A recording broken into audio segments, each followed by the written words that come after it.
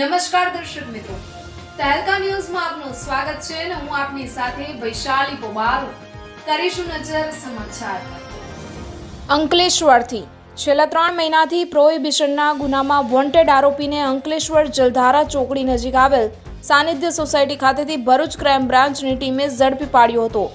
બનાવની પ્રાપ્ત પોલીસ ક્ષેત્રે માહિતી મુજબ ભરૂચ જિલ્લા પોલીસ અધિક્ષક મયુર ચાવડા દ્વારા ભરૂચ જિલ્લામાં નાસ્તા ફરતા તથા વોન્ટેડ તથા પેરોલ જમ્પના આરોપીઓને ઝડપી પાડવા અસરકારક અને પરિણામલક્ષી કામગીરી કરવા આપેલ સૂચનાના આધારે ભરૂચ એલસીબીના પોલીસ ઇન્સ્પેક્ટર શ્રી એમપી વાડાનાઓએ એલસીબીના અધિકારી કર્મચારીઓને ભરૂચ જિલ્લાના તમામ પોલીસ સ્ટેશનમાં અલગ અલગ ગુનાઓમાં નાસ્તા ફરતા તેમજ બહારના જિલ્લામાં નાસ્તા ફરતા આરોપીઓની માહિતી એકત્ર કરી આરોપીઓ શોધી કાઢી જરૂરી કાર્યવાહી કરવા માર્ગદર્શન આપેલ, જેના અન્વયે ગત રોજ police inspector M Rathod LCB ભરૂચની ટીમ અંકલેશ્વર વિસ્તારમાં પેટ્રોલિંગમાં હતી.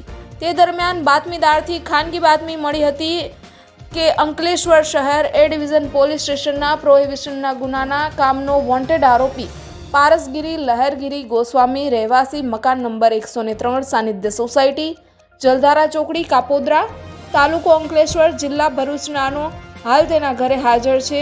બાતમીના આધારે અંકલેશ્વર શહેર એ ડિવિઝન પોલીસ સ્ટેશનના પ્રોહિબિશનના ગુનામાં છેલ્લા 3 મહિનાથી વોન્ટેડ આરોપી પારસગીરી લહેરગીરી ગોસ્વામીને તેના ઘરેથી પકડી લઈ BNSS એક્ટની સંલગ્ન કલમો મુજબ કાર્યવાહી કરી વધુ તપાસ અર્થે અંકલેશ્વર શહેર એ ડિવિઝન પોલીસ સ્ટેશન ખાતે સોંપવામાં આવ્યો હતો.